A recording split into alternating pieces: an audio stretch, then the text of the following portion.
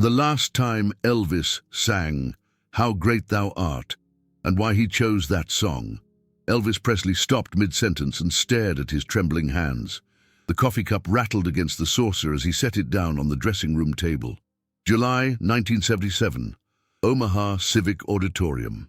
42 years old, and feeling like he was carrying the weight of every broken promise he'd ever made. "You all right, boss?" Charlie Hodge asked from across the small backstage room, but Elvis didn't answer. He was reading Lisa Marie's letter again, the same letter he'd read 17 times since that morning. "When is Daddy coming home for real?" 7 words. 7 words from his 9-year-old daughter that cut deeper than any critic's review ever could. Elvis folded the letter and slipped it back into his jacket pocket, right next to his heart. His fingers lingered there for a moment, feeling the paper crinkle against the silk lining. Outside, he could hear the crowd building. 20,000 people who had no idea they were about to witness something that would change everything. If stories like this touch your heart, subscribe to our channel. Tell us in the comments where you're watching from and how Elvis has touched your life. Because tonight's story isn't just about a song, it's about a man finding his way back home. "Charlie," Elvis said finally, his voice quieter than usual, "I want to add something to the set list tonight." Charlie looked up from tuning his guitar. "What you thinking, boss?" Elvis walked to the small window that looked out over the parking lot. Families were still arriving, kids holding their parents' hands, couples walking arm in arm, normal people living normal lives. He envied them more than they'd ever know. "How great thou art." The room went silent. Charlie stopped tuning. Joe Esposito looked up from his clipboard. Even the security guard by the door seemed to sense something had shifted. "You sure about that?" Joe asked carefully. Everyone knew that song meant something different to Elvis. It wasn't just another gospel number in his repertoire. It was the song his mama used to hum while she hung laundry on the line back in Tupelo. It was the song that played in his head during his darkest hours in Graceland, when the pills weren't working, and the loneliness felt like it might swallow him whole. Elvis nodded without turning around. "I'm sure." What none of them knew was that earlier that morning, Elvis had done something he hadn't done in months. He had prayed. Not the quick, desperate prayers he'd been whispering lately when his heart raced in the middle of the night. This was different. This was a conversation. "Mama, if you can hear me, I need to know I'm still your boy. I need to know that underneath all this mess there's still something worth saving." He hadn't heard his mother's voice. There were no signs or miracles. But sitting there in his bedroom at Graceland, watching the sun rise over Memphis, Elvis had felt something he hadn't felt in a long time. Peace. Just for a moment, but it was enough. Enough to make him want to share it with 20,000 strangers who thought they knew him but had never seen the scared little boy who still lived inside the king of rock and roll. In the auditorium, Margaret Anderson was finding her seat in row 10. She'd driven 14 hours from Kansas City, using every penny of her nurse's retirement savings to buy this ticket. At 67, she told herself this was foolish. But Margaret had learned something in her 4 decades of caring for people in their final moments. Sometimes foolish is exactly what your heart needs. She'd lost her husband Robert 3 months ago. 43 years of marriage ended with a heart attack on a Tuesday morning while he was reading the sports section. The house felt too big now, too quiet, too full of memories that made her cry and smile at the same time. Robert always said Elvis reminded him of his little brother. She whispered to the empty seat beside her, the one she'd bought for her husband before he passed. Said there was something real underneath all that showmanship. Margaret didn't know that in less than an hour she would witness something that would prove her late husband right in ways she never could have imagined. Backstage, Elvis was having the conversation with his band that would change the entire trajectory of the evening. "You know why I chose this song tonight?" he asked them, and for once his famous grin was nowhere to be found. This was Elvis without the mask. Vulnerable, raw, human. "It's not just because Mama loved it. It's not just because it won me that Grammy." He paused, his voice catching slightly. It's because when you feel like you're disappearing, when you look in the mirror and don't recognize the man staring back at you, you need something that reminds you who you were before the world told you who to be. Charlie Hodge had been with Elvis for years. He'd seen him at his highest highs and lowest lows, but he'd never heard him talk like this. There was something final about it, something that felt like goodbye. "When I was a kid," Elvis continued, "Mama used to tell me that God gave everyone a gift, not just the famous people or the rich people, everyone. She said the trick was remembering what that gift was when life got complicated." He looked at each of his musicians, these men who had followed him across the country and around the world, who had watched him become a legend and then watched that legend struggle to remember how to just be a man. "Tonight, I want to remember." Doom, as showtime approached, something unusual was happening in the venue. The normal pre-concert energy felt different, heavier, more expectant. It was as if the building itself sensed that this wouldn't be just another Elvis show. Margaret had struck up a conversation with the young couple sitting next to her, Sarah and Michael, both college students who had driven down from Minnesota. "This is our first Elvis concert," Sarah said excitedly. "We've been saving up for months." Margaret smiled. "He's something special, you'll see." But even Margaret couldn't have predicted what they were about to see. Nobody could have. Because Elvis Presley, the king of rock and roll, was about to do something he hadn't done in years. He was about to let them see his soul. The lights dimmed, the crowd erupted. But backstage, Elvis wasn't thinking about the screaming fans or the bright lights waiting for him. He was thinking about a little white church in Tupelo, where a poor kid used to sit next to his mama every Sunday morning, listening to the congregation sing about grace and redemption and hope. He was thinking about how far he'd traveled from that church pew, and how desperately he wanted to find his way back. Elvis adjusted his white jumpsuit one final time, touched the letter in his pocket, and whispered something that only Charlie Hodge was close enough to hear. "Mama, this one's for you. And for me, and for everyone out there who's ever felt lost." The stage manager gave the 5-minute warning. Elvis closed his eyes and took a deep breath that seemed to come from somewhere deeper than his lungs. When he opened them again, there was something different there. Something the audience had never seen before. Vulnerability. Real, unguarded, heartbreaking vulnerability. "You ready, boss?" Joe asked. Elvis looked at him and smiled, but it wasn't the famous Elvis smile.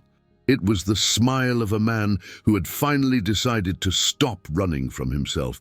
"I've been ready my whole life," he said. "I just forgot for a while." The curtain was about to rise on more than just another concert. It was about to rise on a moment of truth that would touch every person in that auditorium, including the man who had spent most of his adult life hiding behind the very fame that was slowly killing him. Margaret Anderson adjusted her purse in her lap and leaned forward slightly, not knowing that she was about to witness something that would change how she thought about faith, about loss, about the power of music to heal wounds that seemed unhealable. In the wings, Elvis Presley took his first step toward the stage, carrying with him every broken piece of his heart and every flickering ember of hope he had left. Tonight, the king was about to become human again. And it was going to be beautiful. The lights exploded across the stage like lightning, and 20,000 voices became one thunderous roar. Elvis stepped into the spotlight, but something was different. The usual swagger was still there, but underneath it was something raw and unpolished that made the audience lean forward without knowing why. "Good evening, Omaha," he said into the microphone, and his voice carried a weight that hadn't been there in months. "Thank you for being here tonight." Margaret felt her breath catch. She'd seen Elvis on television dozens of times, but being in the same room with him was something else entirely. There was an energy radiating from the stage that felt almost electric, but not in the usual performative way. This felt personal, intimate, like he was talking to each person individually. Elvis moved through his first few songs with professional ease, but Margaret noticed something the screaming fans around her didn't. Between songs, when the crowd was cheering and he thought no one was watching, his hand kept drifting to his chest, to the spot where she somehow knew he was carrying something important. "He looks tired," Sarah whispered to her boyfriend Michael during Burning Love. "But also, I don't know, different." Margaret knew what Sarah was seeing. In her decades as a nurse, she'd learned to read people's faces, to see past what they wanted the world to see. Elvis Presley was carrying something heavy tonight, something that went deeper than physical exhaustion. Halfway through the set, Elvis paused longer than usual between songs. The band kept playing softly, but he stepped back from the microphone and seemed to be having an internal conversation with himself. Charlie Hodge moved closer, concerned, but Elvis held up a hand that said, "I'm okay, just give me a moment." Folks," Elvis finally said, his voice cutting through the ambient music, "I want to share something with you tonight." The auditorium fell silent in a way that surprised everyone, including Elvis himself. 20,000 people holding their breath, waiting. "When I was a little boy in Tupelo," he continued, his voice softer now, more conversational, "my mama used to sing to me, not because I was sad or scared, though Lord knows I was both of those things plenty. She sang because she said music was God's way of reminding us that no matter how dark things got, there was always light somewhere." Margaret felt tears spring to her eyes without warning.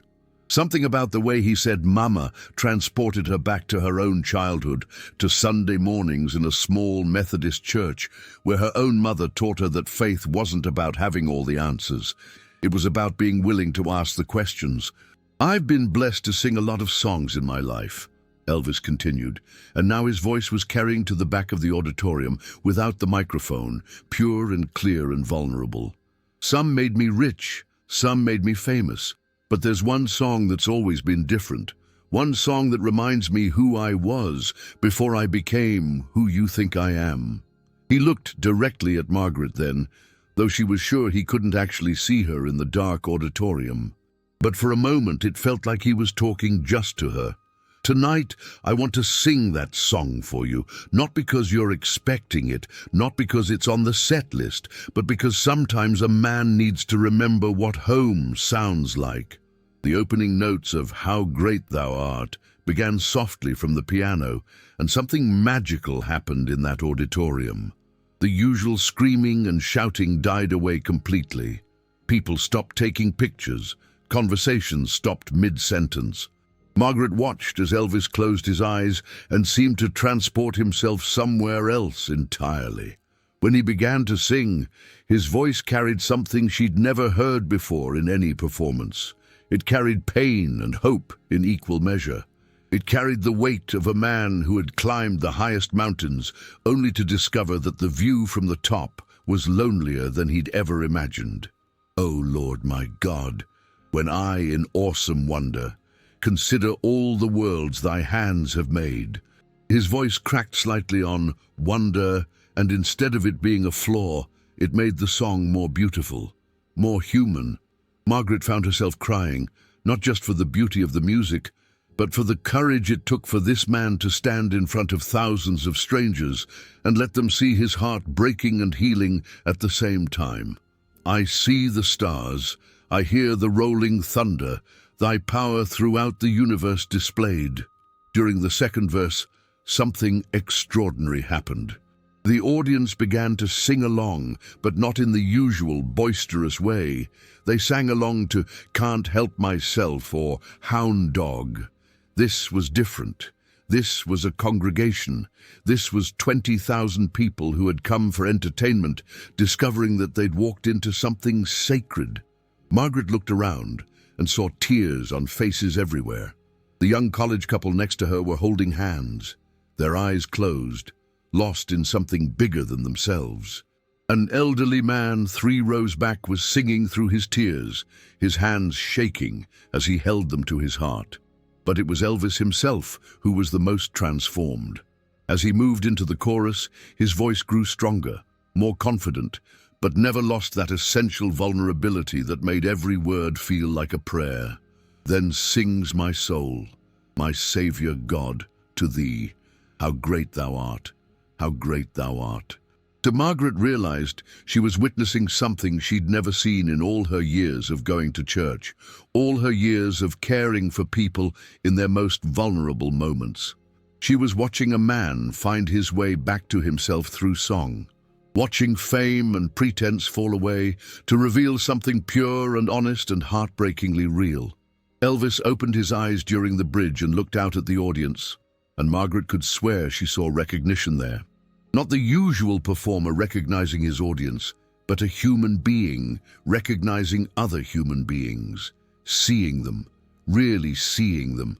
When Christ shall come with shout of acclamation and take me home, what joy shall fill my heart. His voice broke completely on home, and for a moment the only sound in the entire auditorium was the soft piano accompaniment. Elvis stood there, tears streaming down his face, unable to continue. The vulnerability was so complete, so unguarded, that Margaret felt like she was intruding on a private moment between a man and his God. But then something beautiful happened. The audience began to sing for him, quietly at first, then growing stronger. 20,000 voices carrying the melody, while Elvis gathered himself, wiped his eyes, and smiled through his tears. Then I shall bow in humble adoration, and there proclaim, My God, how great thou art. When he came back in for the final chorus, his voice was different again, stronger, but also gentler, like a man who had just remembered something important about himself that he thought he'd lost forever. Then sings my soul, my Saviour God, to thee, how great thou art, how great thou art. The song ended in complete silence. Not the expectant silence before applause, but the profound silence that follows something sacred. For almost 30 seconds, no one moved, no one breathed. The moment was too precious to break with something as ordinary as clapping. Finally, someone in the back began to applaud, and then the entire auditorium erupted, but it wasn't the usual screaming adulation. This was something deeper. This was gratitude. This was recognition. This was 20,000 people saying thank you to a man who had just given them a piece of his soul. Elvis stood at the microphone, still crying, still smiling, and said simply, Thank you. That song has always been my anchor. Tonight, it brought me home. Margaret knew she would never forget this moment, not just because she'd seen Elvis Presley at his most vulnerable and beautiful, but because she'd been reminded of something she'd forgotten in her grief over Robert's death. She'd been reminded that even in our darkest moments, even when we feel most lost and alone, there's always a song that can bring us home to ourselves. As Elvis moved into his final songs, the entire energy of the concert had shifted. The audience was different. He was different. What had started as entertainment had become something else entirely. It had become a shared experience of hope and healing, and the recognition that we're all just human beings trying to find our way. After the show, as Margaret made her way slowly toward the exit with thousands of other people, she heard conversations she'd never heard after a concert before. People weren't talking about Elvis's white jumpsuit or his signature moves. They were talking about how the music had made them feel. They were talking about faith and loss and hope and home. That wasn't a concert, she heard a man tell his wife. That was church. Margaret smiled because she knew exactly what he meant. She'd just witnessed something that would stay with her for the rest of her life. She'd seen a man remember who he was, underneath everything the world had made him become. 3 weeks later, when the news came that Elvis Presley had died at Graceland, Margaret would think back to this night and smile through her tears. Because she knew that in that moment, singing that song to 20,000 strangers in Omaha, the real Elvis, the boy from Tupelo who loved his mama and believed in something bigger than himself, had found his way back home. And sometimes that's all any of us can ask for. To find our way back home to ourselves, to remember who we were before the world told us who to be, and to have the courage to share that truth with others, even when our voices are shaking and our hearts are breaking. The last thing Margaret heard as she walked out into the Omaha night was a woman telling her friend, "I came here to see the king of rock and roll. Instead, I met a human being." That, Margaret thought, was exactly right, and it was exactly what made this night so extraordinarily beautiful.